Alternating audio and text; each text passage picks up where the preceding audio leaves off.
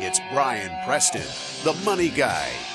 One of the decisions that a lot of folks fall into, and if you watch any sort of personal finance information, this thing always comes up. No matter who you're talking about, this spending behavior, this consumption behavior is always something that kind of rises to the surface, and we're talking about credit cards. What is the price of credit card debt?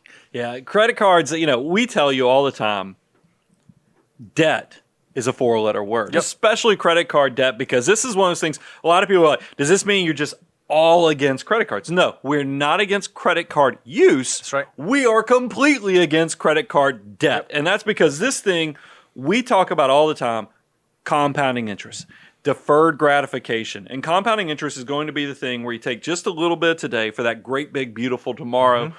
The way you can turn $1 into $88 is compounding interest.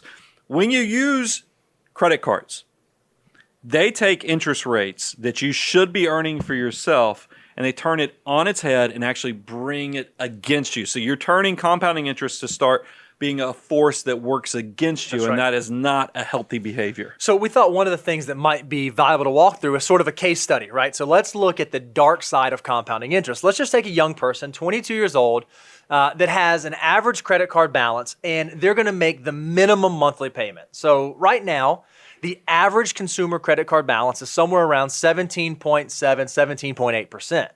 Well, the way that most credit cards are structured, if you want to make the minimum payment, it's either $25 per payment cycle or 3% of the outstanding balance. You got to pay one of those two.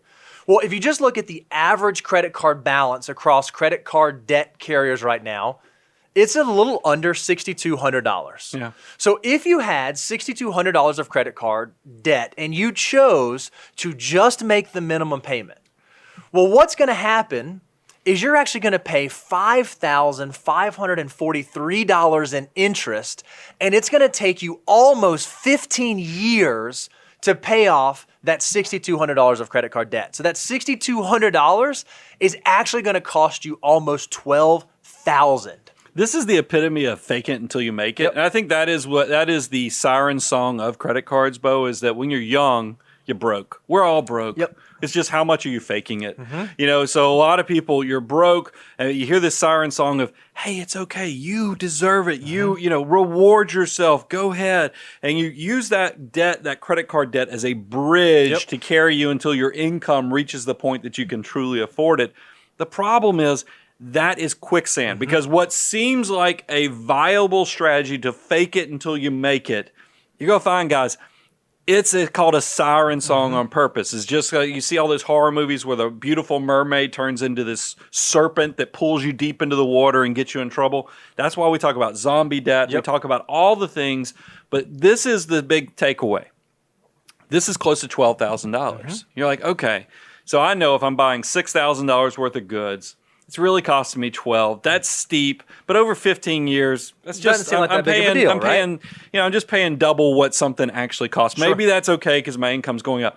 But there's another side of this, guys, the opportunity cost, because what if that money could have been working for you? What if you could have been investing in yourself and in your future? What does that great big beautiful tomorrow that you forfeited look like, Bo? So let's look at that. What if that minimum monthly payment, either that $25, that 3% that you were paying, was invested instead of paying off credit card debt?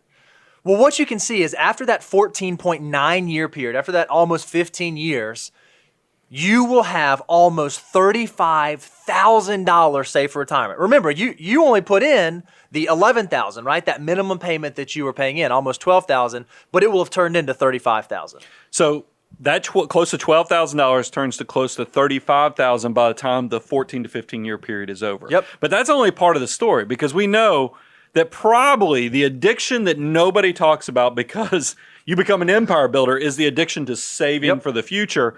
That $35,000 probably not getting pulled out just because you're in your mid-30s and the debt's paid off. What actually does that turn into by the time you hit retirement? So if we let that $35,000 keep working for you, and we're going to assume this is someone in their 20s, so they're going to make 10% per year, by age 65, you will have $573,000 saved for retirement. Remember, all that you put in was a little under $12,000, and it's turned into almost $574,000. Okay, so that's warming up the plate for knowing how big your decision making. Because I like that we're starting from small to big, and the fact that this is what happens to young people is, like I said, you're bridging, you're faking it until you make it, you're keeping up with the Joneses. But that decision to take $6,000 from today, which turns into $12,000 of debt repayment, is actually close to $600,000 from your retirement. That's pretty powerful huge stuff.